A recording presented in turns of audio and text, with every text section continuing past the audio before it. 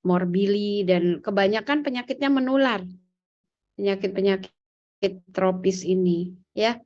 Baik menular secara airborne atau menular melalui vektor atau menular melalui perantara lainnya, ya. Jadi pada saya karena waktu yang diberikan hanya pendek 7:20 hingga 9, jadi mungkin saya akan memberikan gambaran garis-garis besarnya aja terkait dengan penyakit tersebut. Ya, kita mulai dari dengue.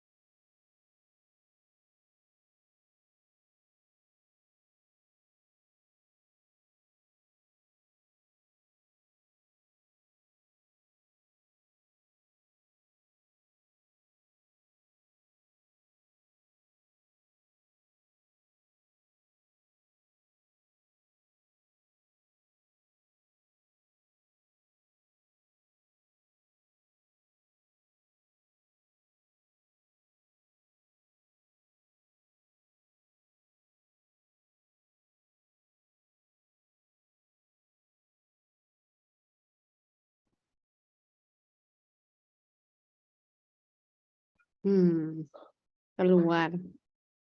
Ya.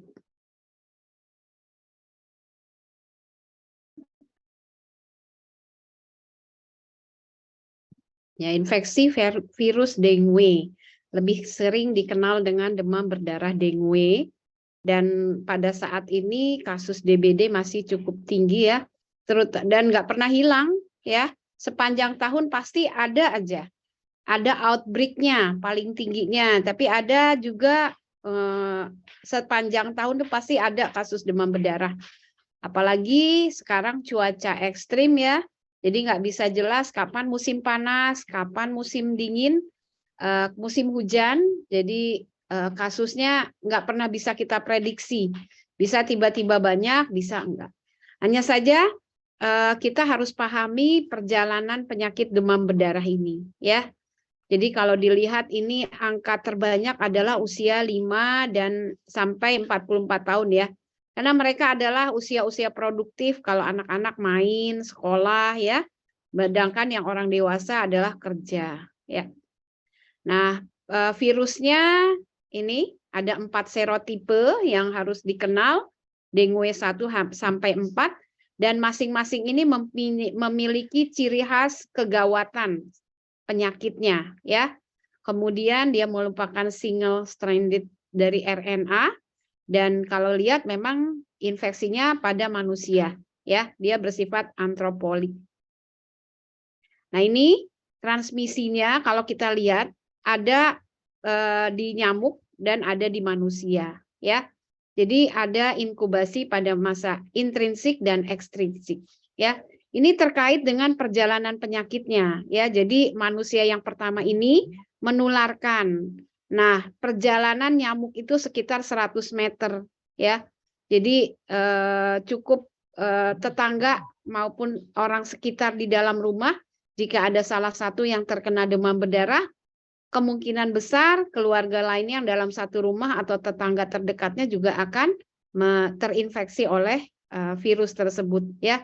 Jadi kalau dilihat ada viremia pada saat masa inkubasi ekstrinsik dan pada saat masa inkubasi intrinsik ya. Ini butuh waktu. Makanya biasanya kalau adiknya dirawat dengan demam berdarah, tidak jarang 4 hari, 5 hari atau 7 hari kemudian yang dirawat kakaknya, adiknya atau keluarga lainnya dalam rumah tersebut. Nah, ini patogenesisnya tetap kita menggunakan proses imunologi ya, di mana kalau kita dilihat banyak yang berperan dari sel-sel darah terkait dengan makrofag yang memang berfungsi sebagai fagosit, monosit juga, dan sel Kupfer. sel Kupffer itu ada di dalam hati. Makanya sering pada kasus-kasus demam berdarah kita akan menemukan terjadi pembesaran hepar, ya karena memang sel Kupffer ada di dalam hepar itu sendiri. Kemudian untuk proses imunologi ini ada secondary heterolog dengue infection. Jadi di mana ketika infeksi pertama dia tidak ada apa-apa. Jadi misalnya tahun lalu terinfeksi dengue sehingga timbulnya masih imunoglobulin M, IgM. Tapi pada saat tahun berikutnya atau bulan berikutnya 6 bulan kemudian terinfeksi lagi loh. Kok dok bisa ya? Tahun lalu dia udah kena DBD, kok sekarang kena lagi? Mungkin tahun lalu DBD-nya dengue tipe serotipe 1. Kan tadi sudah dikatakan ada 4. Mungkin tahun ini oleh dengue serotipe 2. Seperti itu. Nah, ini patogenesisnya. Kita sampai sekarang masih menggunakan secondary heterolog dengue infection. Jadi infeksi kedua yang biasanya memang terkait dengan aktivitas dari imunoglobulin itu, ya. Ketika terjadi replikasi virus, terjadi amnestic antibody respon. Jadi, oh iya dulu kita pernah terinfeksi juga nih, ya. Kemudian terbentuklah antibody. Jadi infeksi pertama terbentuk antibody. Infeksi kedua ketika timbul lagi terjadi ikatan antara virus dengan antibody yang sudah terbentuk dulu dan nanti yang infeksi yang kedua ini.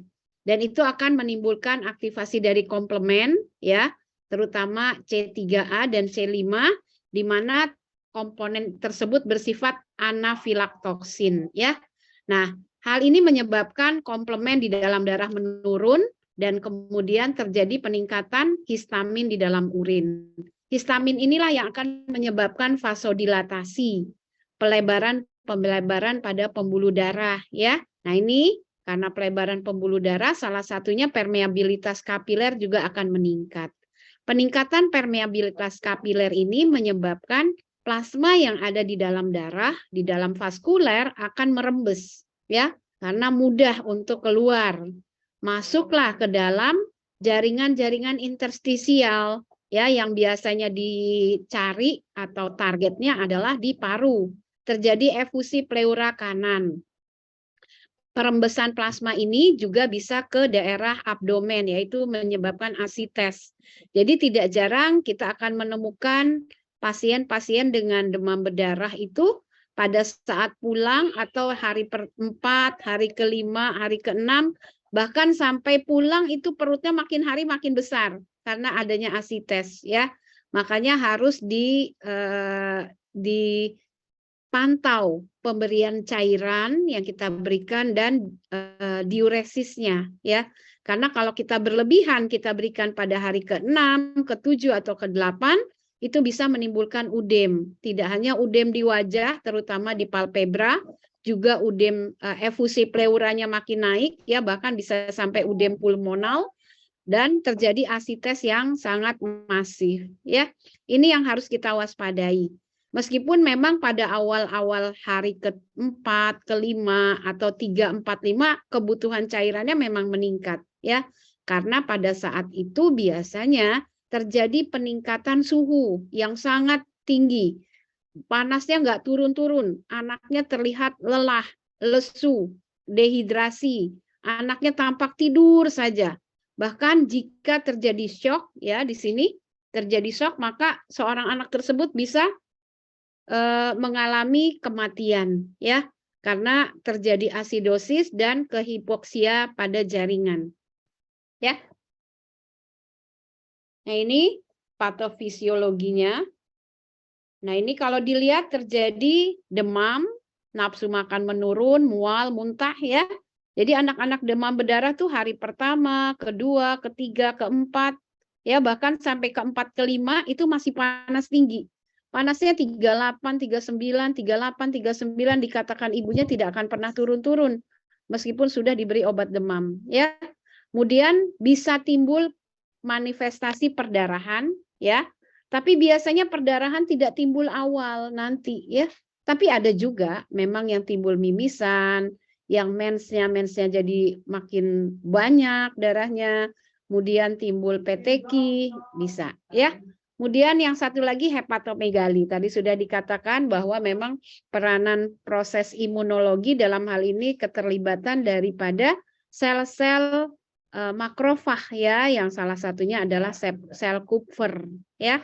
Kemudian terjadi peningkatan permeabilitas vaskuler dan yang khas adalah trombositopeni ya. Jadi jumlah trombositnya menurun, namun fungsinya tidak ada, fungsinya masih bisa normal ya, kecuali terjadi trombositopenia yang berat, maka fungsi dari trombosit itu terganggu. Tapi biasanya pengalaman kalau misalnya trombositnya 50.000 lah, itu biasanya masih bisa fungsi dari trombosit ini terjadi agregasi dan mencegah terjadinya perdarahan. Tapi jika trombositnya sudah sampai 20.000 atau di bawah 20.000, nah fungsi trombosit untuk pembekuan darah mulai terganggu dan itu bisa menyebabkan terjadinya perdarahan spontan ya. Makanya pada kasus-kasus di bawah 20.000 itu merupakan nilai kritis di mana kita harus waspadai kemungkinan terjadinya perdarahan spontan. Perdarahan spontan yang paling sering pada trombositopenia pada DBD ini adalah di daerah abdomen, terjadi hematemesis melena ya. Bahkan bisa terjadi memang perdarahan pada urin ya, pada urin bisa hematuri, tapi yang paling sering hematemesis melena ya. Nah, ini kalau dilihat sama tadi ya, dehidrasi menyebabkan hipovolemi, kekurangan darah, kekurangan cairan, akan menyebabkan shock ya. Shock akan menyebabkan kekurangan oksigen menyebabkan metabolisme anaerob yang akan menyebabkan timbulnya asidosis metabolik, dan kalau terjadi perdarahan terutama yang ditakutkan adalah disseminated intravaskular koagulasi. Jadi terbentuk koagulasi pembekuan darah di mana-mana, di mana trombositnya sudah turun, faktor-faktor pembekuan darahnya juga terpakai ya, sehingga terjadi perdarahan. Kenapa perdarahan? 1, trombositnya turun. 2, karena faktor-faktor pembekuan darah terpakai oleh kondisi disseminated ini, sehingga perdarahan ini bisa menyebabkan kematian ya. Nah, ini tadi sudah dikatakan kita menemukan kok kenapa ya ada DBD, kan tadi dikatakan demam berdarah merupakan suatu proses imunologi. Tapi kan pada bayi imunologinya masih muda, belum matur ya. Masih belum berfungsi dengan baik. Tapi kenapa ada bayi yang bisa meninggal karena DBD di bawah 1 tahun ya. Kemudian tadi suka dikatakan secondary infection ya. Jadi patofisiologinya dari situ, secondary infection. Jadi infeksi kedua baru berat. Tapi ternyata ada juga yang DBD-nya berat. Padahal baru pertama kali diketahui dia menderita demam berdarah. Ya. Nah, ternyata serotipe dengue tipe 3 itu bisa menyebabkan kondisi penyakit menjadi berat dan fatal. Jadi pada bayi di bawah 1 tahun dengan DBD yang berat, kemungkinan penyebabnya serotipe 2 maupun serotipe 3. Ya. Jadi itu. Virulensi virus memang turut berperan ya terhadap berat atau tidaknya gejala ya. Jadi strain virus, adanya antibodi dengue, anti dengue ya akibat ibunya menderita demam berdarah. Memang sering ya ibu-ibu yang sedang hamil besar kemudian menderita trombositopeni atau demam berdarah dengue. Nah, ini hati-hati bayinya. Bayinya akan transfer melalui plasenta antibodi daripada anti dengue tersebut. Nah, jadi dianggap bayinya terinfeksi secara kongenital. Nah, tiba-tiba bayinya namanya lahir misalnya ya. Ketika bayinya lahir terinfeksi lagi. Nah, itu bisa menyebabkan gejala berat ya. Ini adalah faktor-faktor terkait demam berdarah dengue. Manifestasi klinisnya nah tadi ya. Ini seperti gunung es demam berdarah dengue itu. Karena ada yang banyak yang asimptomatik, banyak. Jadi pernah kita mungkin demam-demam aja, nggak ada batuk, nggak ada pilek, tapi demam doang, badan pegel, kepala sakit, pusing ya. Nah, tapi nggak ada apa-apa, kita sembuh sendiri. Nah, itu mungkin gejala salah satunya demam berdarah dengue, tapi yang asimptomatik ya. Jadi nggak ada gejala-gejala yang mengarah jelas ke arah sana. Sehingga kalau dikatakan gunung esnya tuh yang asimptomatik, yang paling bawah ya. Yang atasnya yang simptomatik, yang gejala-gejalanya berat, bervariasi ataupun tidak berat ya. Nah, kalau ngelihat memang di sini berbagai infeksi virus memang bisa menyebabkan demam ya. Makanya kalau demam saja tidak ada gejala lain, kita sering menyebutnya demam dengue saja. Kadang-kadang demam dengue ini ada trombositopeni, ada juga yang tidak trombositopeni ya. Tapi kebanyakan kita menyebutnya jika sudah trombosit di bawah 150, kita sudah mengatakan demam dengue. Karena gejalanya ringan, nggak ada gejala-gejala lain. Ya. Nah, yang simptomatik ini cenderung terjadi penurunan trombosit di bawah dari 150, bahkan sampai di bawah 100. Yang bermakna sampai timbul perdarahan biasanya yang di bawah 100. Kalau yang di atas 100 biasanya hanya demam-demam saja. Tidak timbul peteki, tidak timbul mimisan, tidak timbul gangguan gastrointestinal dan lain-lain ya. Tapi kalau yang di bawah 150 manifestasinya bisa dua, bisa syok maupun tanpa syok ya. Nah, ini gejala-gejala yang bisa kita temukan karena demam berdarah dengue memang kebanyakan demamnya tinggi ya, terutama hari pertama, kedua, ketiga, keempat. Saya sering mendapatkan pasien datang dengan hari pertama. Kenapa? Karena kejang. Jadi masuk dengan kejang-kejang demam ya. Kemudian panas nggak turun-turun, hasil laboratorium nggak menunjukkan ada infeksi bakteri, kemungkinan nggak ada batuk, nggak ada pilek, nggak ada keluhan lain, tapi demamnya nggak turun-turun. Biasanya pada saat itu saya selalu menanyakan, Ibu, apakah ada yang sakit demam berdarah di rumah? Nggak ada, Dok.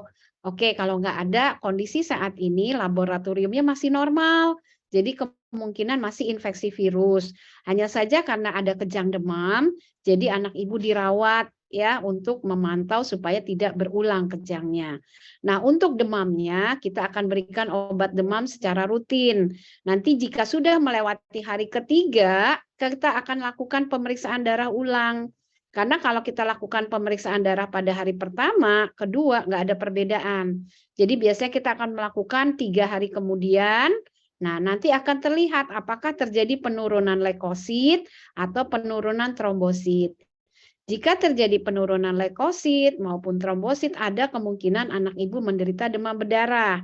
Dan demam berdarah ini akan menyebabkan demam hingga hari ke-6 atau ke-7. Jadi bukan berarti kita tidak ada perbaikan ya Bu ya. Kalau memang demam berdarah, perjalanan alamiah memang seperti itu. Dia tidak akan turun panasnya sebelum hari ke-6 atau ke-7. Jadi kalau sudah saya kasih antibiotik, dok kan masih demam sih dok kok masih ini. Nah, kalau nanti kita menemukan trombosit makin turun, begitulah Bu. Jadi Ibu jangan protes ya, karena Ibu datangnya hari pertama. Jadi Ibu harus sabar, banyak doa, ajak anaknya banyak minum gitu ya. Hati-hati jangan sampai kaki tangannya dingin. Kalau kaki tangannya dingin, hati-hati. Satu bisa kejang, satu bisa shock gitu. Ya, itu yang kita jelaskan biasanya. Nah, tapi kalau yang datangnya hari keempat kita enak karena biasanya sudah terjadi penurunan leukosit maupun trombosit. Jadi kan pasien demam berdarah rata-rata kalau yang datang hari pertama itu pulangnya hari ke-7 atau hari ke-8, pegel kan, ya. Dan demamnya itu baru turun hari ke-6. Jadi memastikan ibu demam hari apa? Pastikan. Karena demam berdarah itu terkait dengan perjalanan alamiah, ya. Nanti kita lihat. Nah ini ya, perjalanan alamiah demam berdarah tuh seperti ini. Hari pertama, hari kedua, hari ketiga tuh temperatur begini aja manteng. Yang tadi saya bilang, jarang saya menemukan hari ketiga turun kecuali pasiennya shock. Ya, kalau pasien yang nggak shock biasanya manteng aja nih panas. Ya, meskipun awalnya memang segini, yang 40 tuh sampai hari ketiga. Kalau sudah hari keempat, kelima udah nggak sampai 40 lagi tapi masih demam. Ya, seperti itu. Kemudian kondisi yang kemungkinan secara klinis akan terjadi dehidrasi, ya, gangguan organ yang tadi saya bilang bisa shock, ya. Kemudian bisa juga tadi pada saat hari-hari terakhir, ini kan karena dehidrasi, shock, kan otomatis kebutuhan cairan meningkat. Lah, sudah kita kasih cairan, cairannya biasa, bukan cairan yang untuk rehidrasi, bukan. Biasanya kita kasih memang cairan saja, ya. Kalau awal-awal kita cairan rehidrasi, selanjutnya maintenance atau cairan biasa, rutin biasa. Tapi kenapa ya di akhir-akhir pada hari ke-8, 9, 10 ternyata cairan kita kasih itu malah bikin anaknya udem, ya. Ternyata tadi cairan yang mengalami ekstravasasi ke interstisial di hari pertama, terutama hari ketiga, 4, 5, ini terjadi peningkatan permeabilitas vaskuler. Peningkatan permeabilitas vaskuler menyebabkan ekstravasasi cairan ke interstisial. Nanti pas hari ke-7, pas hari ke-8, cairan yang ke interstisial tiba-tiba datang lagi dia ke vaskuler. Ya, masuk lagi, balik. Nah, ini yang menyebabkan terjadinya reabsorption fluid overload. Ya, laboratorium. Kalau kita lihat hari pertama biasanya hematokrit normal. Hari ketiga mulai normal, tapi hematokrit akan mengalami peningkatan ya pada saat hari keempat, 5, 6, 7, 8. 4, 5, 6 terutama ya, 2 hari aja tuh. 1, 2, 3, sorry 3. Kalau dia datang di hari ketiga berarti 3 hari. Kalau dia datang hari kedua berarti 2 hari. Ini akan terjadi peningkatan trombosit yang sangat bermakna karena dehidrasi. Kenapa dehidrasi? Karena ekstravasasi cairan dari intravaskular ke ekstravaskular, ke jaringan interstisial. Sehingga hematokritnya naik, darahnya kental. Ya. Jadi hematokrit ini sebenarnya 3 kali dari HB. Hematokrit ini menunjukkan kekentalan darah. Ya. Nah, untuk trombosit terjadi penurunan pada hari ketiga. Makanya tadi saya bilang, hari ketiga pasca demam kita harus cek darah ulang. Kalau terjadi penurunan, kita cek ulang lagi nanti besoknya. Terjadi penurunan terus, kita lakukan pemeriksaan darah selama perawatan. Ya. Kemudian secara serologi kapan kita menemukan imunoglobulin M dan imunoglobulin G, kita bisa lihat ya pada saat masa viremia belum kelihatan. Tapi nanti, nah kita kalau menentukan ini demam berdarah atau bukan sih? Ya biasanya kita cek IgG IgM hari ke-6. Kalau kita cek hari ketiga, keempat, kelima, keenam, kita nggak akan bisa menemukan imunoglobulin, ya. Tapi kita akan bisa menemukan kumannya, virusnya yang disebut pemeriksaan NS1, ya. Nah ini kalau hari-hari pertama kedua, biasanya kita lakukan pemeriksaan serologi namanya NS1 dengue, ya. Tapi kalau sudah lewat, kita melakukan pemeriksaan IgG IgM, ya. Ini tanda-tanda kegawatan yang harus kita waspadai ke arah shock, ya. Demam, hemorrhagic manifestation, PTQ, mimisan, ya. Kemudian terjadi peningkatan permeabilitas kapiler yang berlebihan, sehingga kalau kita raba, akralnya dingin, anyep, ya. Badannya tuh dingin, anyep, ya. Bukannya dingin tapi anyep, kayak keringetan tapi nggak ada keringetnya, ya. Kemudian kita lihat juga gambaran adanya penurunan trombosit yang berlebihan dan peningkatan hematokrit. Nah ini harus hati-hati.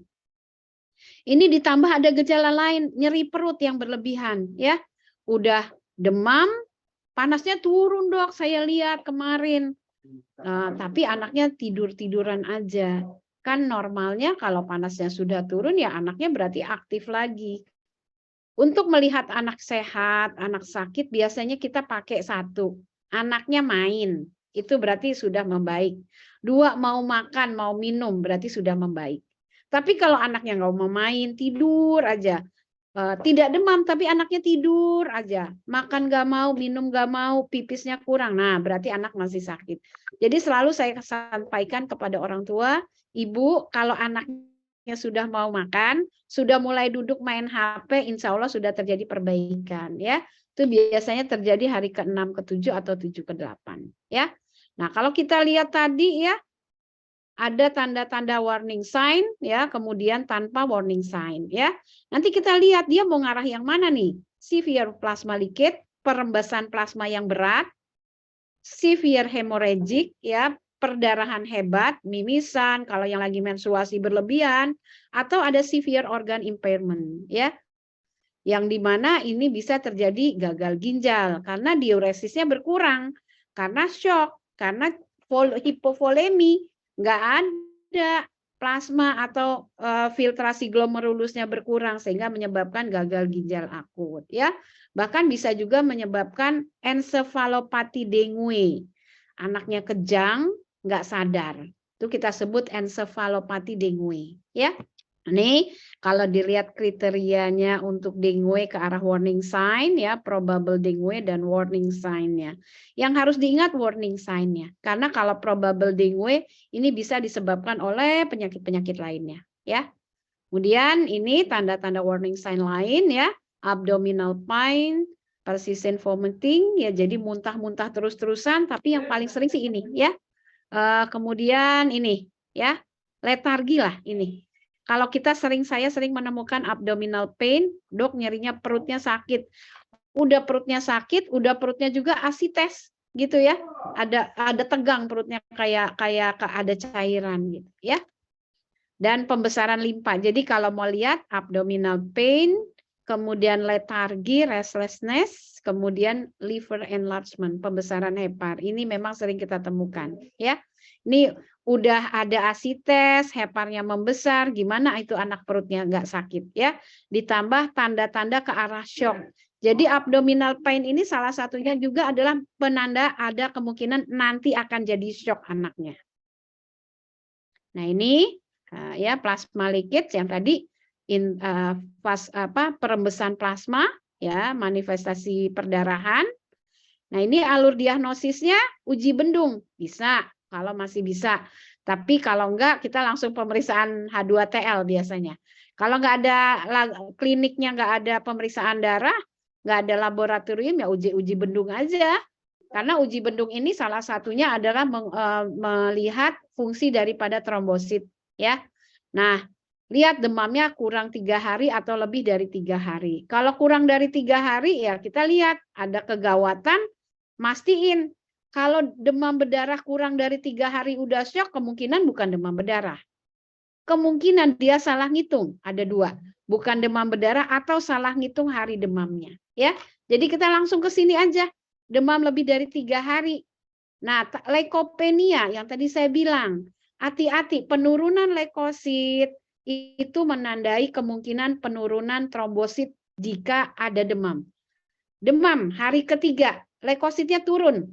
Hati-hati, di bawah 4.000 ya, karena nilai leukosit 4.000. Leukosit di bawah 4.000, trombosit masih normal, lihat, besok cek aja lagi. Karena jika masih demam, trombosit akan turun. Leukosit turun, trombosit turun. Leukosit naik, trombosit belum tentu naik. Leukosit naik 2 kali, trombosit biasanya ikut naik. Jadi leukosit ini ingat ya, tidak hanya pada demam tipoid, tapi juga demam berdarah dengue. Nah ini tata laksananya, derajat 1, bisa pulang. Derajat 2, pinter minumnya, bagus minumnya, pulang aja, ya. Tapi lihat, kalau trombosit di bawah 100, jangan coba-coba derajat 2 suruh pulang. Jangan, ya. Trombosit di bawah 100 rawat. Trombosit di atas 100 boleh pulang, tapi besok lagi ya Bu, balik lagi besok cek darah lagi, ya. Kemudian derajat 1 dan 2, lihat. Kalau dehidrasi, kalau tadi kan minumnya bagus. Kalau dia nggak pinter minum, males minumnya, ya mau nggak mau dirawat. Meskipun trombositnya masih di atas 150. Rawat. Karena dehidrasi akan mempercepat terjadinya derajat 3, shock pada demam berdarah. Ya. Bayangkan, anak panas tinggi sampai hari keempat. Malas minum. Udah panas tinggi, kebutuhan cairan meningkat, minumnya malas, demam makin tinggi. Karena salah satu penyebab demam adalah dehidrasi. Ya, apalagi sudah demam, dehidrasi 2 kali lipat kemungkinannya. Jadi bisa terjadi dehidrasi. Kalau terlambat bisa terjadi dehidrasi yang berat yang disebut shock. Ya. Nah, ini karena dia shock, kita harus menggantikan cairan. Cairan yang harus kita berikan pertama yang kristaloid. Ya, kristaloid ini cairan yang isoosmolar. Osmolaritasnya sama, ya, dengan osmolaritas darah kita, ya. Kalau nggak ada NaCl, Tapi jangan pakai NaCl lah, insya Allah sekarang di seluruh pelosok udah ada ringer laktat ya. Karena NaCl kurang, hanya natrium sama klorida. Sedangkan kalau ringer laktat itu sudah lengkap ya. Ada natrium, ada klorida, ada kalium, kan elektrolit itu natrium, kalium, klorida minimal ya. Ditambah ringer laktat dan ringer asetat, ada base korektor, korektor asam basa. Kalau tadi lihat ada terjadi hipovolemi. Hipovolemi menyebabkan volume cairan yang beredar berkurang, terutama dalam hal ini darah ya. Akibatnya terjadi oksigenisasi perfusi jaringan berkurang, anoksia. Anoksia akan menyebabkan metabolisme anaerob. Metabolisme anaerob akan menyebabkan asidosis laktat. Nah, di dalam ringer laktat ada base korektornya. Jadi laktatnya base korektor, laktatnya dinetralisir ya, seperti itu. Demikian juga ringer asetat.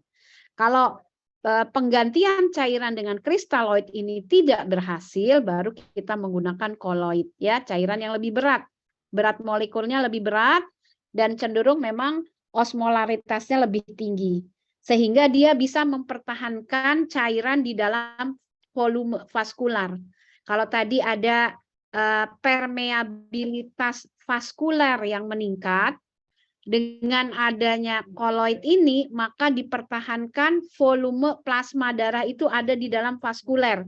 Meskipun permeabilitas meningkat, plasmanya dipertahankan tetap di dalam vaskuler. Ya, beda kalau kristaloid dikasih keluar lagi, ekstravasasi lagi, dikasih ekstravasasi lagi. Tapi kalau koloid enggak, dikasih 4-6 jam bertahan di dalam vaskuler baru dia ekstravasasi. Jadi kalau nggak mempan biasanya pakai ini ya. Nah, ini tata laksana shocknya, tetap awali dengan kristaloid. Setelah kristaloid baru dengan koloid ya. Aduh.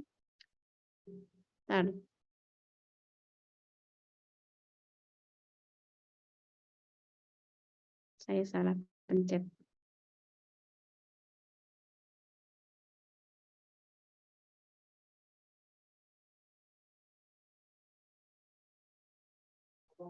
Ya, ini pemeriksaan laboratoriumnya.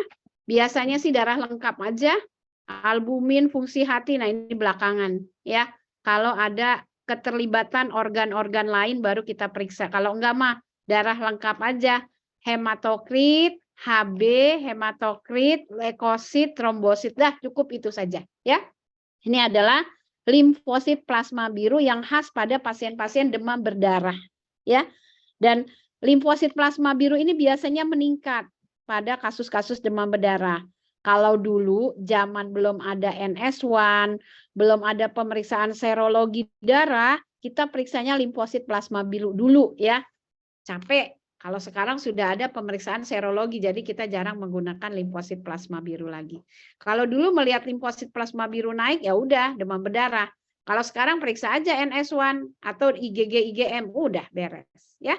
Oke, ini adalah efusi pleura yang sering terjadi ekstravasasi, ekstravasasi cairan akibat permeabilitas darah yang meningkat, ya permeabilitas vaskular yang meningkat, terjadi penimbunan cairan terutama di lateral kanan, ya. Kemudian bisa juga di asites, ya, seperti itu. Nah, ini diagnosis bandingnya. Namanya panas tinggi, infeksi virus, pikirkan aja influenza, ya. Oh, nggak ada batuk pilek dok, ya udah nggak ada batuk pilek, mungkin campak, ya karena hampir sama gejalanya merah. Cuman kalau campak ruamnya makula papular, kalau DBD res merah doang, ya. Kalau dia makula dan papular, rubella papular biasanya lebih kecil lagi, ya. Atau tipes. Cuman kalau tipes kan nunggu sampai 5 atau 6 hari baru kelihatan, ya. Mungkin ini saja yang biasa saya sampaikan terkait untuk demam berdarah. Kita tutup dulu ya. Oke. Nanti buka lagi. Selanjutnya saya buka dulu.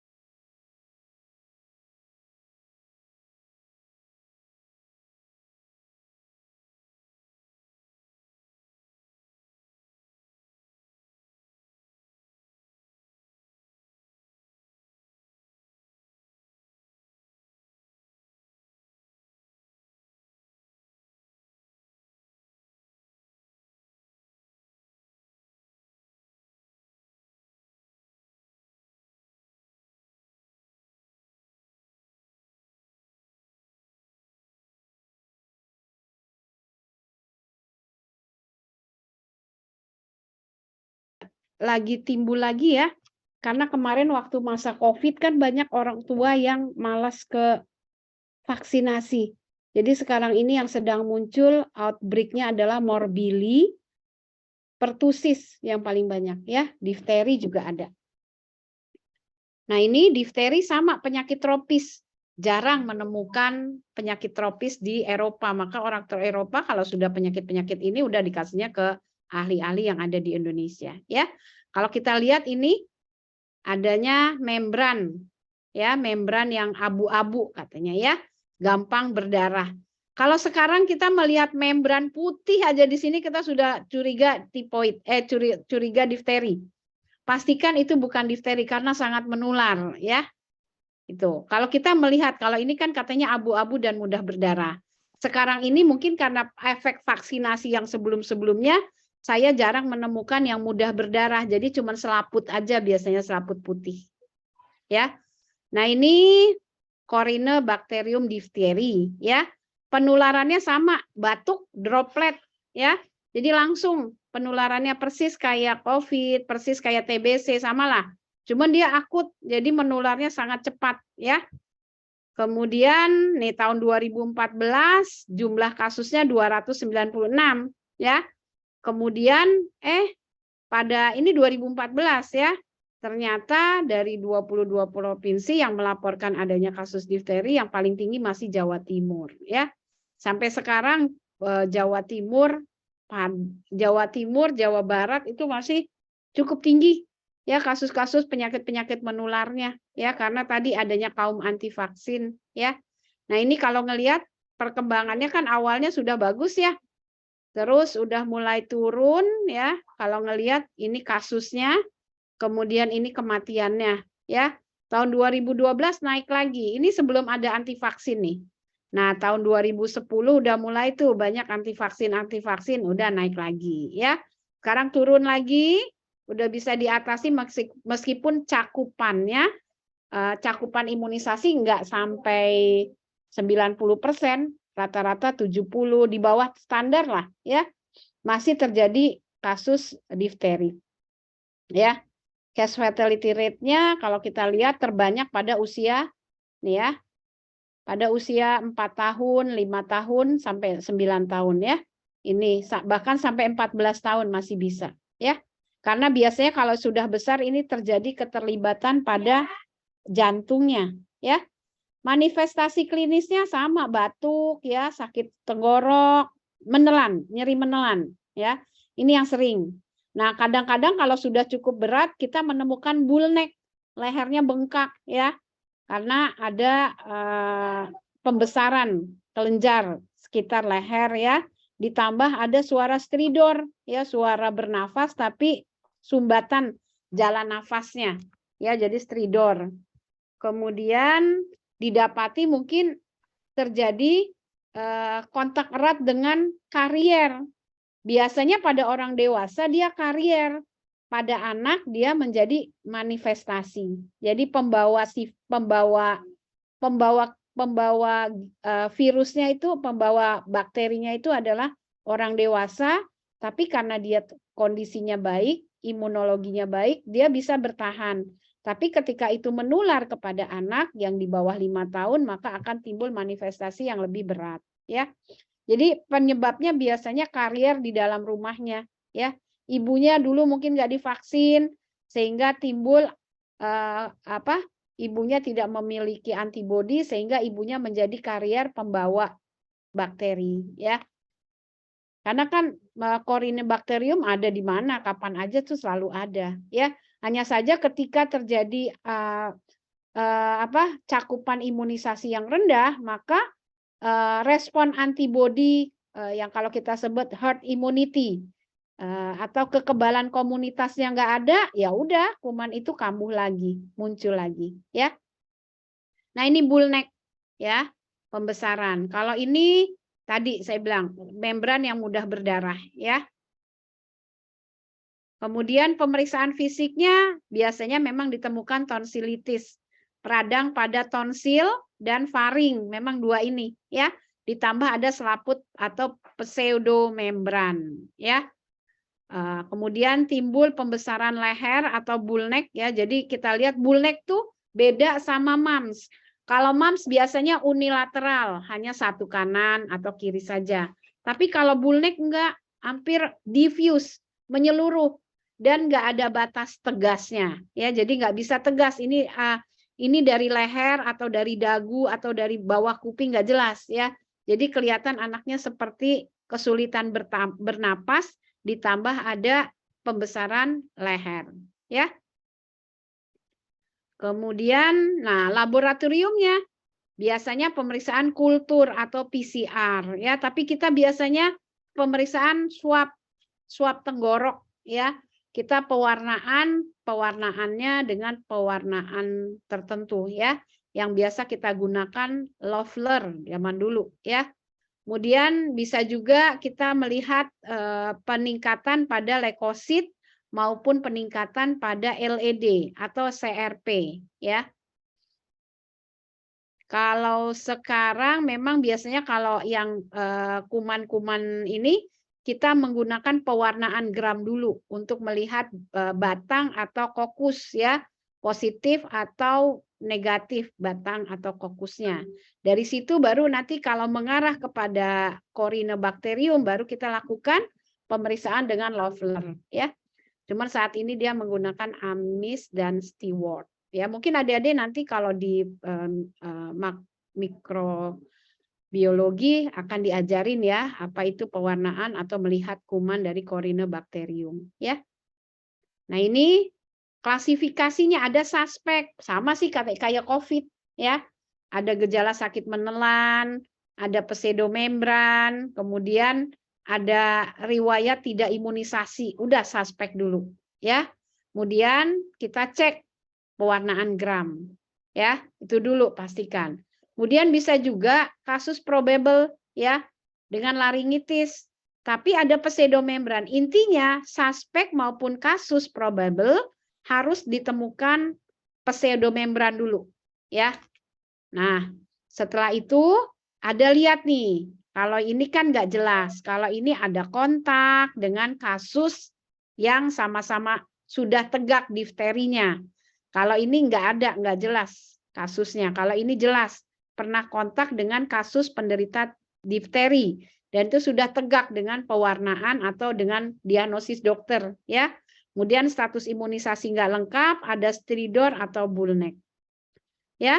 Ini tambahan lainnya. Yang paling dikhawatirkan pada difteri adalah keterlibatan organ jantung akibat difteri. Ya, dia akan menyebabkan endokarditis, ya, sehingga menyebabkan bisa gagal jantung. Ya, tapi bisa juga gagal ginjal. Bisa. Tapi kebanyakan yang kita khawatirkan adalah miokarditis atau endokarditis. Ya, bahkan bisa menyebabkan kelumpuhan juga. Ya, nah ini. Nah, kasus konfirmasi jika kita temukan dengan tes elek positif ada difteri. Ya. Jadi suspek, kemudian probable dan terkonfirmasi. Sama sih sebenarnya ya sama COVID zaman kemarin, ya.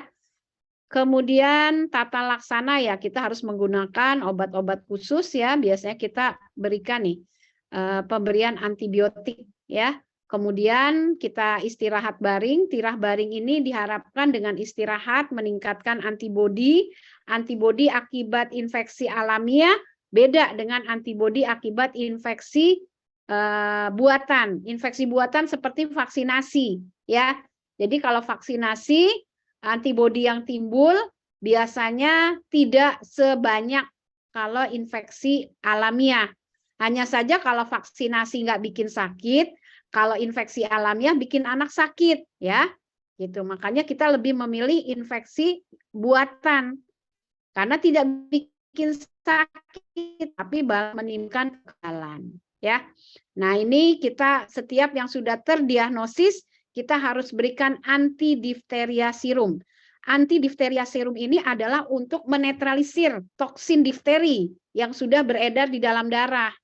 Jadi percuma kalau kita cuma kasih antibiotik aja nggak dikasih anti difteri serum ya. Dan yang punya ini hanya biasanya rumah sakit pemerintah ya. Setelah antitoksin diberikan, kemudian biasanya menurunkan angka kematian ya. Kemudian untuk pemberian antidifteri, hati-hati bisa terjadi shock anafilaktik. Maka biasanya pada kasus-kasus tertentu yang dicurigai dia sudah terkontak dengan penderita difteri karier, kemungkinan besar dia sudah memiliki antinya, karena ini kondisi saat ini mungkin ketika daya tahan tubuh dia turun, sehingga pada kasus-kasus tersebut kita harus melakukan peningkatan pemberian dosis ADS-nya secara bertahap, ya, seperti ini. Jadi diberikan dulu 20.000 unit, terus naik-naik bertahan secara intravena. Sampai kita lihat, oh nggak ada masalah, baru. Ya. Nah untuk kasus-kasus pakai penyulit, dosisnya lebih besar lagi. Ya ini sama dengan ATS pada kasus-kasus tetanus, ya, menetralisir toksin, ya, yang sudah beredar. Kemudian ini namanya uji tes Bed-Reska, ya, yang tadi. Tes Bed-Reska untuk ADS, ya. Kemudian antibiotik biasanya kita berikan penisilin memang, ya, secara intramuskular 14 hari, ya. Kemudian tambah kortikosteroid kalau misalnya memang terjadi obstruksi penyumbatan saluran nafas yang menyebabkan stridor, ya. Biasanya dengan pemberian antiinflamasi steroid, kita kan mengenal antiinflamasi 2, ada yang steroid, ada yang non steroid, NSAID, ya. Nah, kita pakai yang steroid, diharapkan dengan steroid yaitu prednison, pembengkakan, inflamasi, peradangan bisa mereda dan stridornya hilang, ya, diharapkan seperti itu. Nah, ini trakeostomi jika sumbatan nafas akut dan beresiko kematian. Kita boleh melakukan trakeostomi, ya. Prognosisnya tergantung dari kondisi anak, ya, bisa menyebabkan kematian, bisa juga enggak, ya, berhasil dengan baik. Biasanya pada kasus-kasus yang sudah diimunisasi meskipun tidak lengkap, tapi pernah dapat DPT 1 kali, biasanya prognosisnya lebih baik dibanding yang tidak mendapatkan vaksinasi sama sekali. Ya, ini komplikasinya kalau kita lihat tidak hanya demam, bullneck, miokarditis, dan terpaksa membutuhkan trakeostomi, ya, dari 34 nih kasus sampai tahun 2014. Ya, pengobatan yang kontak.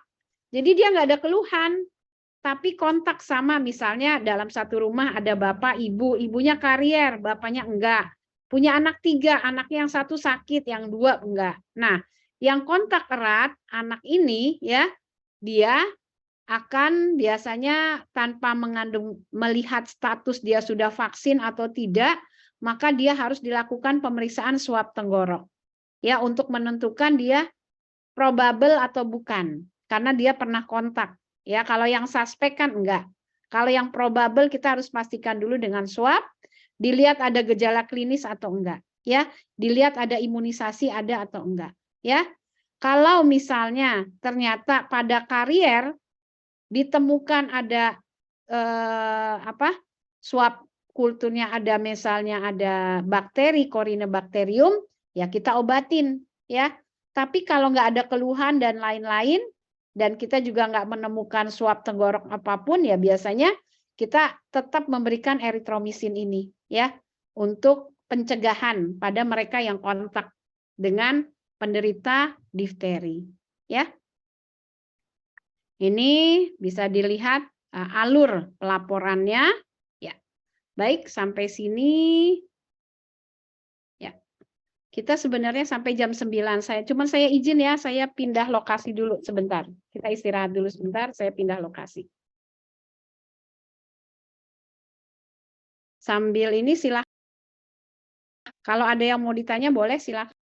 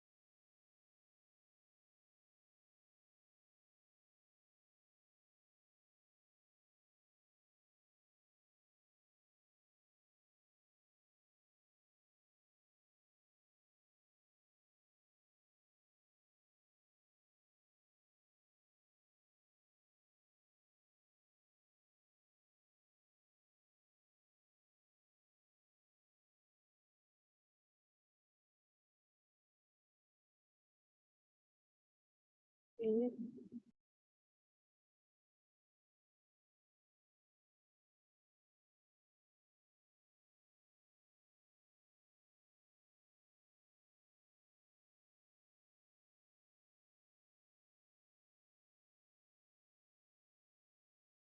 Ya, kita langsung ke kasus pertusis ya.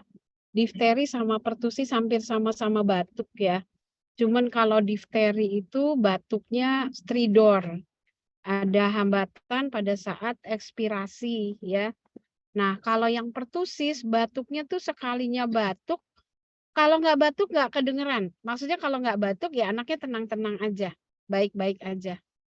Tapi kalau sudah batuk, itu sekalinya batuk bisa sampai 15 menit, bisa sampai 10 menit ya. Jadi kalau ngelihat gambar ini seperti itu. Beda sama difteri. Difteri batuk ya batuk aja, terutama sakit menelan ya. Tapi kalau pertusis ini gini, jadi kalau batuk ya begitu terus mulutnya. Sampai 15 menit. Saya bahkan kemarin ngitung ada anak sampai ya itu. Saya tungguin nih anak nggak selesai-selesai batuknya, kasihan, terus akhirnya saya istirahatkan dulu, kasih oksigen dulu gitu. Karena sampai biru anaknya, ya. Tapi kalau nggak batuk ya biasa aja, tenang main gitu, ya.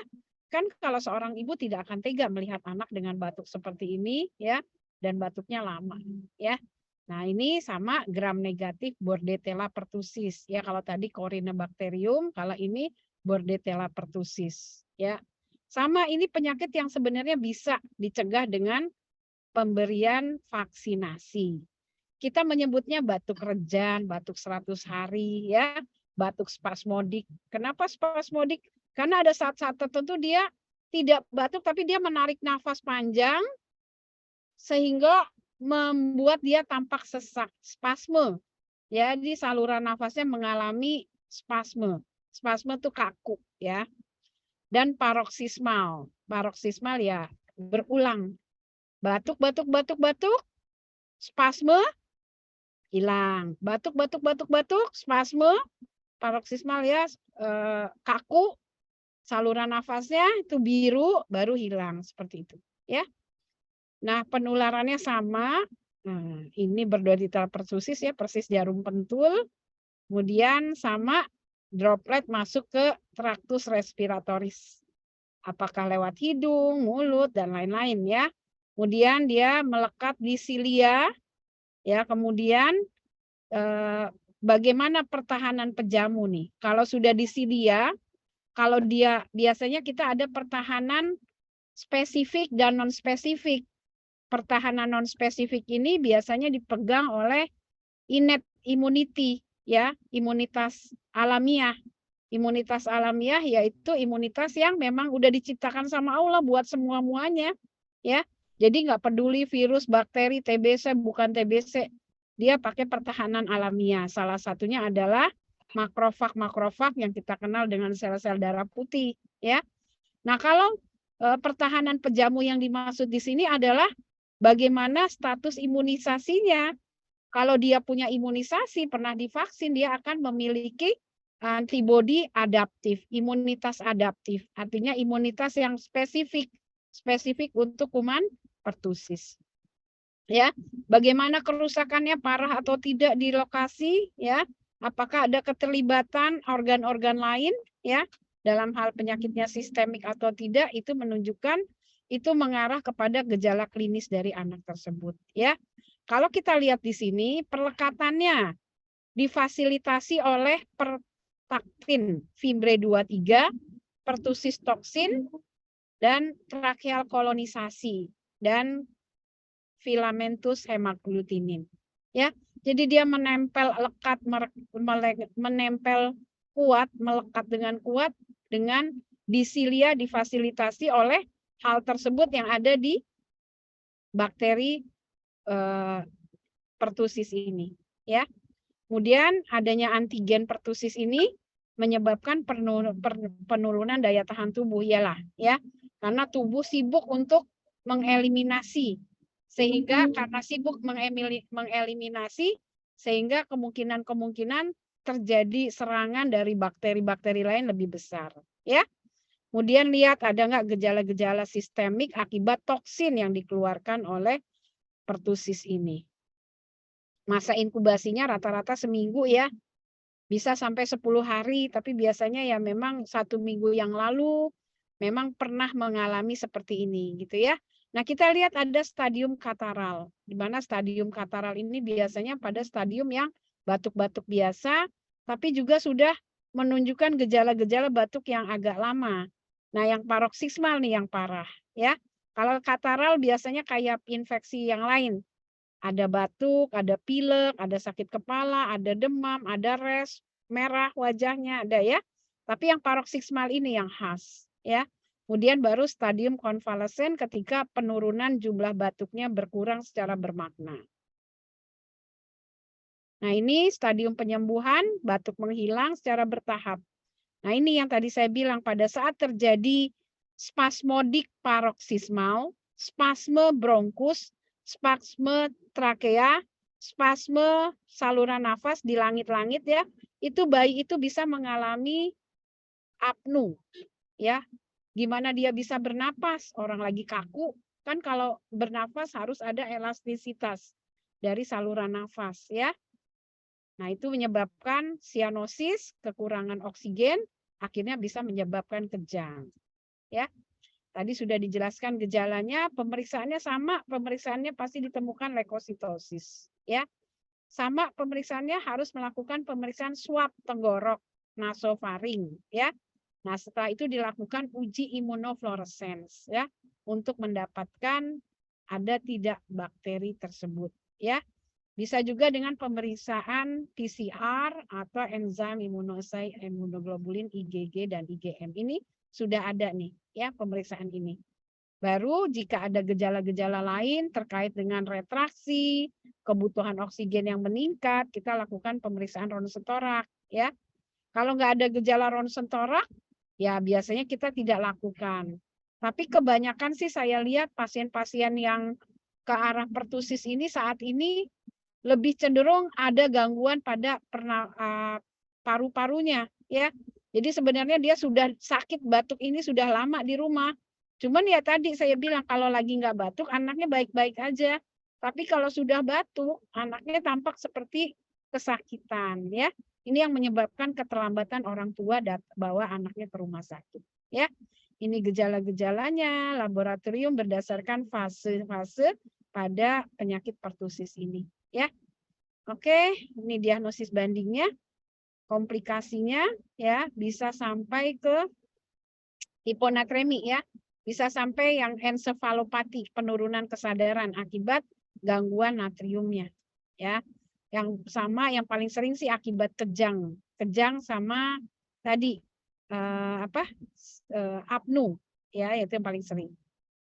Tata laksana sama ya, kita berikan pemberian antibiotik ya, pasiennya karena penyakit menular, difteri, pertusis, morbili itu harus diisolasi.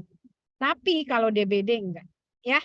Tata laksananya kita memberikan obat-obatan eritromisin, klaritromisin, azitromisin. Hampir sama kan dengan pertusis yang tadi dengan difteri yang tadi ya. Kalau difteri yang kontak dengan penderita kita berikan eritromisin. Jadi eritromisin ini cukup baik untuk kasus-kasus yang kita curigai ke arah pertusis. Nah, ini imunisasi DPT, difteri, pertusis, tetanus sangat penting ya, terutama pada bulan-bulan tersebut. Nah, ini sama yang kalau ada kontak erat kita berikan eritromisin. Sama dengan yang tadi ya, pertusis juga, difteri juga. Ya, oke. Ini sampai ke stop dulu, lanjut pemeriksaan yang sering-sering aja. Dan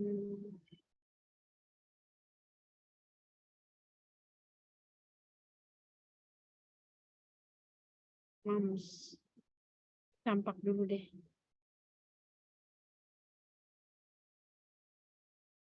Ya.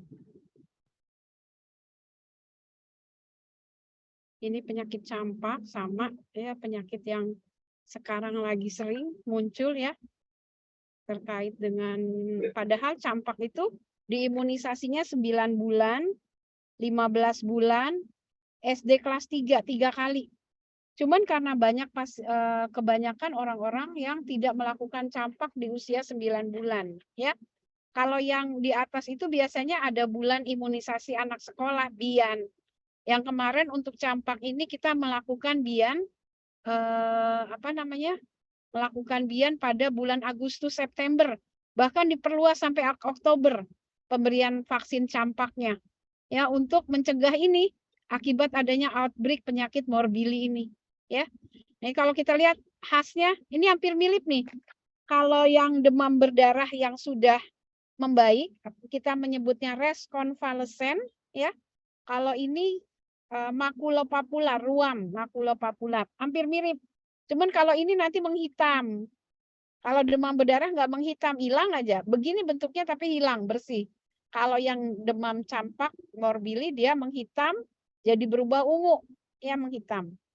Nah ini anak yang terkena campak ya. Ini kalau nggak salah pasien ini ya kena DBD juga, ya kena campak juga. Kalau nggak salah seingat saya umurnya masih 2 bulan atau 4 bulan gitu. Saya sampai bilang, ya Allah deh, kasihan banget kamu baru berapa bulan udah kena campak, udah kena DAF juga. Ya, nah itu karena memang daya tahan tubuhnya dia, karena kan masih 2 bulan ya memang belum ada imunisasi DPT. Baru pas lah ya, pas mau DPT. Atau yang imunisasi campaknya juga belum ada. Berarti kan anak ini kena DHF-nya mungkin karena tadi serotipenya ya. Kemudian kena campaknya mungkin ya tadi bisa di lingkungannya campaknya virulensinya cukup hebat ya, atau banyak yang kena, atau memang kondisi tubuh dia yang kurang bagus ya. Biasanya campak demam aja sih.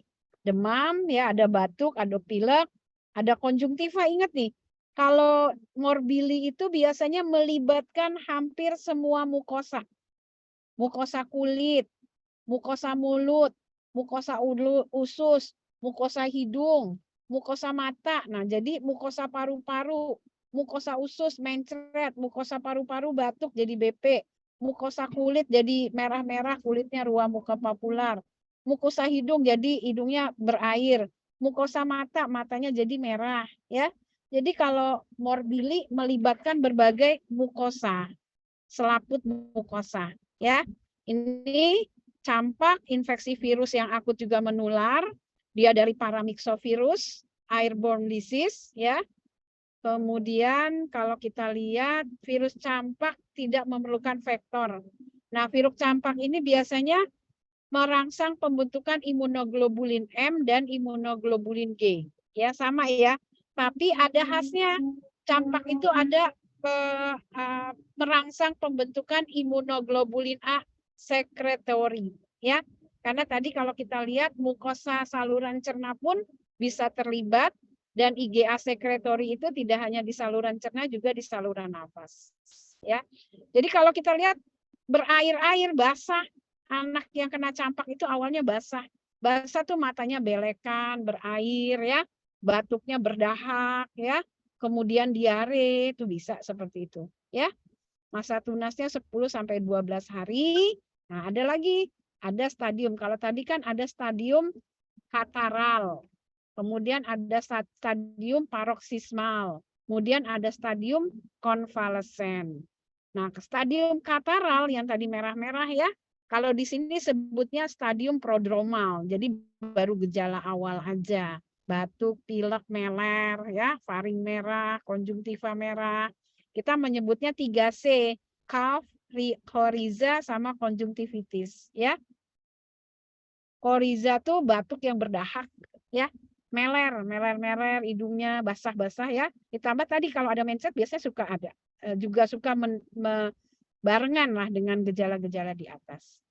Nah, ini dikatakan ada bercak koplik di awal-awal sakit, ya. Tapi memang kalau yang tidak pernah melihat bercak koplik nggak ngeh kalau itu disebut bercak koplik, ya. Jadi kalau menemukan pasien morbili baru hari pertama, kedua, atau hari ketiga, coba dibuka mulutnya. Kadang-kadang kita bisa melihat apa yang disebut bercak keabu-abuan, putih keabu-abuan dengan dasar merah yang disebut bercak koplik. Tapi kalau belum pernah ketemu sama sekali, kadang sulit ngebayangin kayak apa. Ya, nah ini ada stadium erupsi. Kalau tadi kan prodromal. habis prodromal erupsi. Erupsi itu berarti makulopapularnya mulai timbul, ya. Kemudian stadium konvalesen penyembuhan, hampir mirip dengan yang tadi pertusis, ya.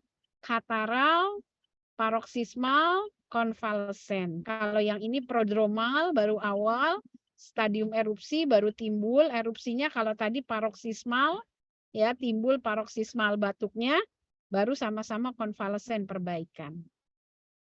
Nah ini diagnosis bandingnya karena sama-sama ruam, cuman kalau morbili kan makulopapular, lebar-lebar tapi ada bintik-bintik kecil menyatu dengan makularnya dan menghitam. Kalau rubella sama ya, tapi kalau rubella nggak terlalu jelas merah-merahnya, nggak seperti merah-merah pada morbili ya.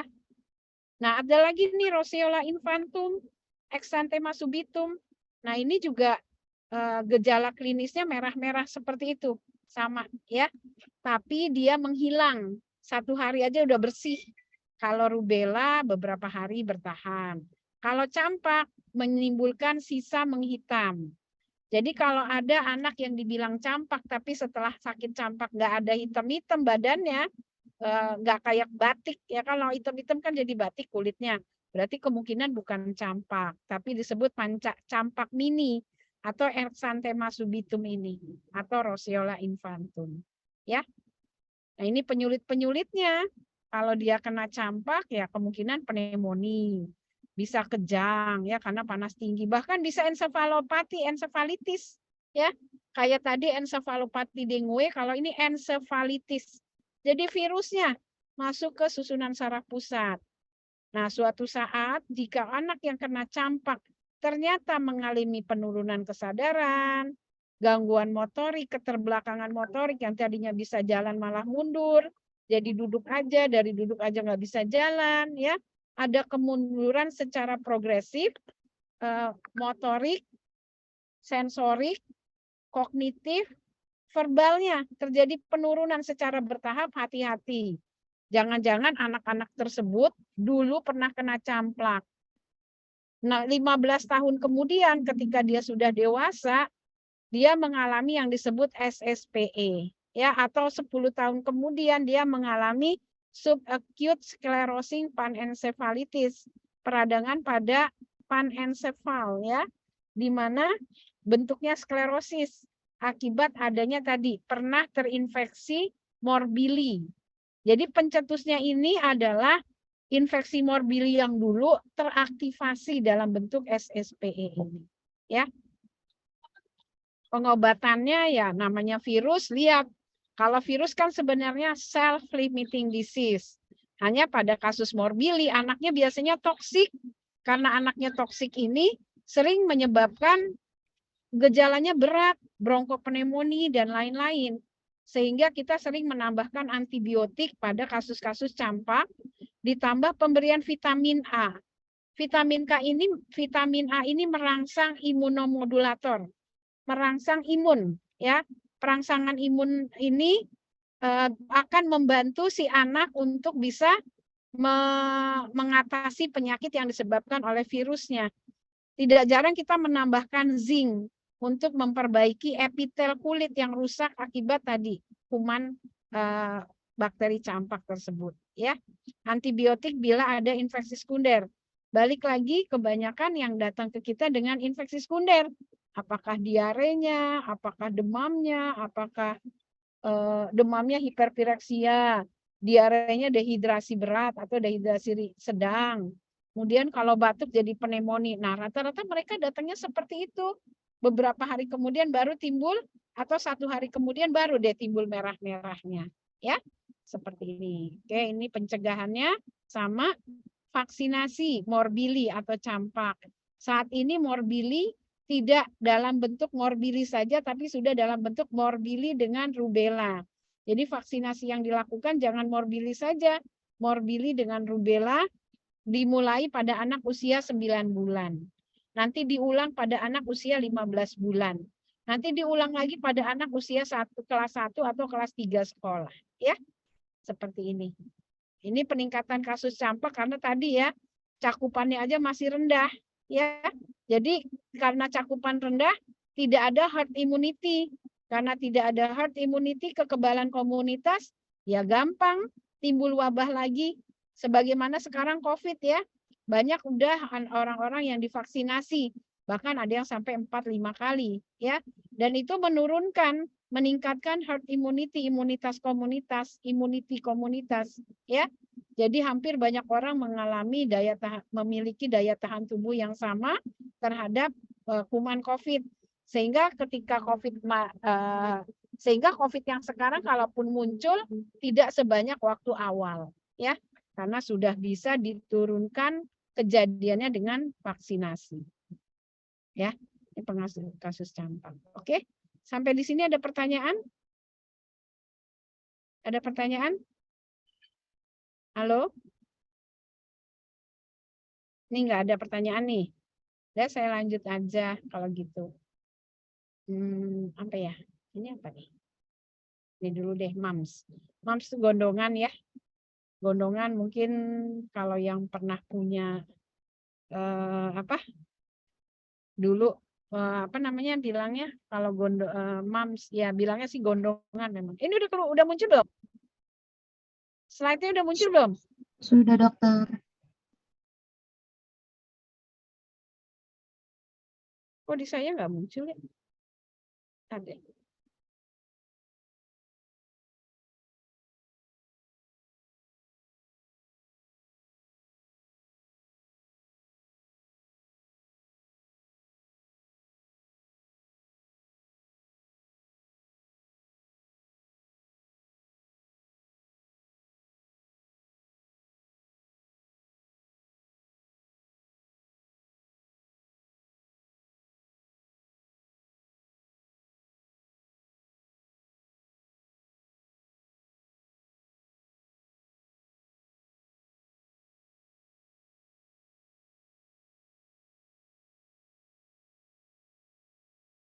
MAMS gondongan ya. Ini nah seperti ini kelenjar air liur ya. Posisinya di sini kelenjar air liur. Makanya biasanya dia mengangkat telinga khasnya. Kalau bullneck kan di leher, kalau bullneck ya tadi pada difteri. Kalau ini kupingnya terangkat karena ininya membengkak seperti ini ya. Kelenjar liur. Nah, ini paramyxovirus ya. Ternyata respiratory syncytial virus juga bisa menyebabkan MAMS ya. Kemudian bisa juga penyebab lainnya ya. Kemudian manusia adalah pejamu daripada virus tersebut. Kontak langsung melalui saluran napas dan ludah ya. Sendoknya bareng, garpunya bareng, suapinan ya. Kemudian memakai gelas bersama, sedotan bersama ya. Bahkan dari saluran nafas aja bisa. Bukan harus melalui kontak ya lewat barang-barang yang pernah disentuhnya. Karena memang di air liurnya ya. Sebagian memang kebanyakan pada anak-anak sekolah, jarang pada anak bayi, jarang pada anak TK. Rata-rata sih setahu saya 5 tahun ke atas lah yang sering mendekat ini. Dan juga yang di atas 12 tahun udah jarang. Artinya kan memang penyakit-penyakit tertentu mempunyai masa-masa kemungkinan resiko yang besar pada tahun-tahun tertentu. Tergantung dari penyakitnya. Ya, kalau COVID misalnya pada anak yang lebih besar, 20 tahun ke atas. Sedangkan kalau penyakit-penyakit infeksi kebanyakan pada anak-anak usia sekolah. Kalau penyakit-penyakit infeksi lain ternyata lebih banyak pada anak-anak yang pada anak-anak tertentu yang pada usia tertentu, ya. Jadi kalau dilihat ini memang rata-rata umur sekian. Nah, ini virusnya menyebar dari manusia sama reservoirnya manusia. Sama dengan DHF, reservoirnya manusia ya. Yang disebut tadi external period inkubasi ya. Ini juga ya. Jadi jadi kita juga susah nih. Hanya saja memang kalau sudah ketahuan virusnya bahwa dia menderita morbili atau anaknya menderita morbili ya kita berupaya menjaga jarak ya. Jadi kadang-kadang kan yaitu lagi bertemanan nih, anak sama ibunya nemenin di sekolah ya, kemudian tiba-tiba anaknya ini kena morbili. Ibu yang pernah kontak anaknya dengan ibu yang anak penderita morbili harus memberitahu ya, karena kemungkinan ya komorbili mams ya. Nah ini karena gampang sekali ya.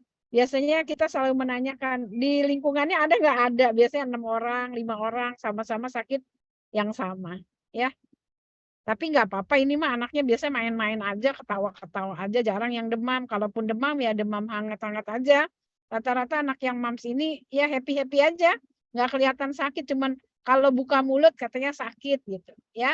Kemudian yang paling harus diperhatikan adalah terkait dengan penderitanya. Kalau penderitanya laki-laki, kemungkinan virus ini akan masuk ke epididymis testis ya. Jadi akan menyebabkan epididimitis. Nah, nanti ke depannya dia bisa menyebabkan varises, varikokel, bisa menyebabkan infertilitas ya, akibat infeksi pada epididimidisnya, pada testisnya gitu. Itu aja sih perhatiannya pada penderita laki-laki. Pengobatannya self-limiting disease, obat antipiretik ya, obat vitamin. Udah, untuk pembengkakannya supaya nggak makin bengkak ya hindarin makanan-makanan yang merangsang air liur. Pedas kan merangsang air liur tuh. Kalau misalnya banyak makan pedas ya pasti nggak cepat sembuhnya ya. Kemudian pedas, kemudian makan makanan yang merangsang asam. Nah itu ya, kurangin makanan seperti itu supaya terhindar dari komplikasi, cepat sembuh ya. Kalau cepat sembuh terhindar komplikasi. Manifestasi klinisnya tadi ya sudah jelas. Oke, sampai di sini ini parotitis bersifat simptomatis.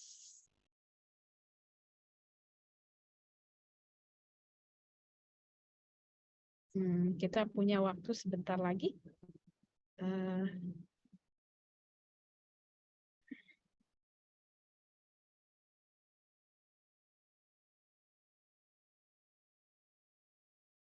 Ini apa ya? Ini demam berdarah. Ini difteri.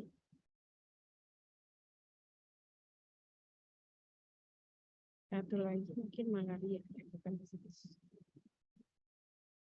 Difteri, mumps, campak, polio. Yap. Polio sama, ini juga bisa dicegah dengan vaksin ya. Kemudian kalau kita lihat polio ini virus, penyebabnya virus. Kemudian kalau kita lihat dia bersifat neurotropik ya, senangnya sama target diserangnya adalah daerah neurologi saraf, persarafan, dan ada beberapa strain ya. Ini strain yang satu paling dominan dalam membentuk antibodi netralisasi, tapi paling paralitogenik. Jadi paralitogenik itu artinya mudah menimbulkan kelumpuhan ya, yang strain 1. Kemudian yang strain 2 langsing jarang, yang 3 lebih ringan. Jadi ada yang asimptomatik, ada yang simptomatik sama ya. Gitu. Nah, kalau tergantung nih kenanya yang strain mana. Dan untuk mengisolasi virusnya ternyata ada di limfatik dari saluran cerna. Makanya pada kasus-kasus ditemukan flaksit akut flaksit paralisis. Jadi kalau adik-adik lihat nanti di puskesmas ada sarana-sarana kesehatan ada AFP, akut flaksit paralisis, kelumpuhan kelumpuhan akut ya, yang bersifat flaksis.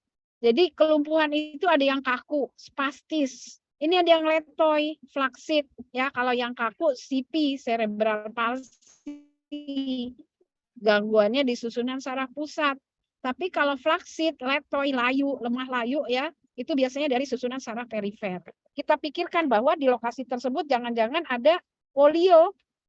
Yang mana? Nah, itu kita biasanya mengambil feses dari penderita ya. Kemudian kita lihat ditularkan melalui jalur fekal dan oral ya. Persis seperti diare, rotavirus, kolera dan lain-lain ya. Cuman ini paralisis komplikasinya ya. Kemudian dia memang senang reseptornya ada di tenggorok, di usus ya. Jadi memang dia mengawali dulu di oral, tenggorokan, baru masuk ke usus. Dari usus baru tadi timbul respon yang menyebabkan nanti akan terjadinya paralitik ya. Multiplikasi sel-selnya berkembang biak masuk ke dalam limfa. Dari limfa ke pembuluh darah. Sebagian besar di saluran cerna malah menyebabkan viremia. Gejalanya tapi asimptomatik ya. Kemudian manifestasi minor asimptomatik. Tapi ada juga infeksi abortif ya dengan gejala ya nyeri tenggorok, nggak enak di perut, demam, pegel-pegel, sembuh ya. Tapi ada juga poliomyelitis non paralitik. Gejalanya sama abortif, abortif artinya bagus lagi, membaik ya. Kalaupun ada lemes-lemes kayak nggak bisa jalan ya cuma sehari 2 hari setelah itu membaik ya. Ini ada 2 infeksi abortif dan polio non paralitik ya. Nanti gejala-gejala ini walaupun ada nanti akan berkurang biasanya. Ya. Dan gejala mayor yang di mana poliomyelitis non paralitik mirip dengan poliomyelitis non paralitik. Namun ada kelemahan khasnya nih ya, kelemahan pada satu atau beberapa komponen otot. Udah jam berapa nih? Ya. Kemudian ini kelumpuhannya jelas ya, kelumpuhannya pada satu atau otot skelet dan asimetris biasanya. Misalnya misalnya kelumpuhannya pada betisnya aja, yang kanan, yang kiri enggak, asimetris ya. Kemudian kelumpuhannya bersifat unilateral, tapi nanti lama-lama naik ke atas baru bisa menjadi simetris ya. Kemudian kelumpuhan tergantung dari lesi dari susunan saraf pusat. Tergantung kalau spinal ya berarti di daerah femoris ya. Kemudian jadi kita lihat seperti ini bahwa kalau gejalanya mayor, kita harus lihat bentuk kelumpuhannya ya, asimetris atau tidak. Kemudian ascending atau descending ya. Kemudian kalau misalnya kita sudah curigai, kita lakukan pemeriksaan feses rutin. Setelah itu baru kita lihat gejalanya. Tipe bulbar berarti di susunan saraf kranial.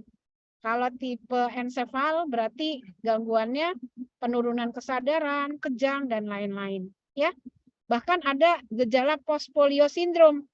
Setelah 15 tahun kemudian dia mengalami AFP yang tadi saya bilang. Jadi awalnya nggak apa-apa, kecil sakit tapi baik-baik aja. Nah tiba-tiba dalam satu komunitas itu ada anak umur 15 tahun, ada anak umur 20 tahun, kok tiba-tiba dia lumpuh ya, makin hari kelumpuhannya makin berat. Nah jangan-jangan dia postpolio sindrom ya.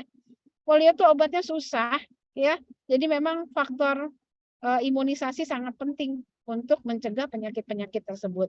Nah ini diagnosis bandingnya. Ada sindrom Guillain-Barré, mielitis transversa. Cuman kalau mielitis transversa, kelainan sensorik dan motoriknya setinggi spinal yang rusak. Kalau polio kan enggak. Ya. Oke, sampai sini ada pertanyaan? Nanti kalau memang mau bertanya ya silakan aja via Japri aja ya. Sebelumnya saya mohon maaf kalau kuliahnya cukup cepat. Adik-adik harus menghafal, tapi pada dasarnya yang harus adik-adik tekankan dalam pembelajaran adalah pasti kumannya, etiologi. Yang kedua, manifestasi klinisnya. Kenapa bisa manifestasi klinis, sign symptomnya? Tentu ada patofisiologinya.